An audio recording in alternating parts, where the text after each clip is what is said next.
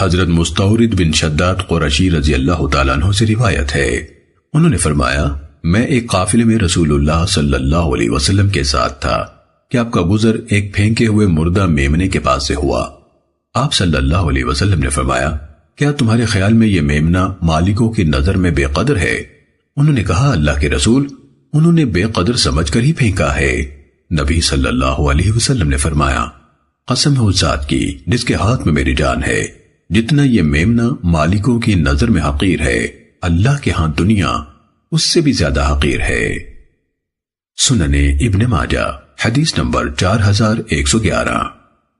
حضرت ابو ہریرہ رضی اللہ تعالیٰ عنہ سے روایت ہے کہ میں نے رسول اللہ صلی اللہ علیہ وسلم سے سنا، آپ فرما رہے تھے دنیا ملعون ہے، اس میں جو کچھ ہے سب ملعون ہے سوائے اللہ کے ذکر کے اور اسے تعلق رکھنے والی اشیاء کے اور سوائے عالم اور طالب علم کے۔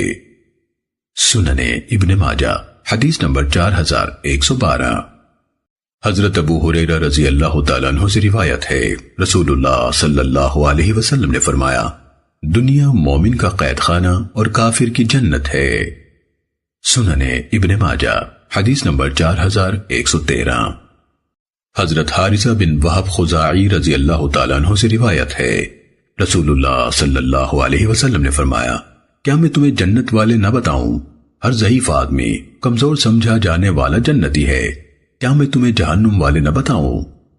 ہر درست خو، زرپرست اور متکبر جہنمی ہے۔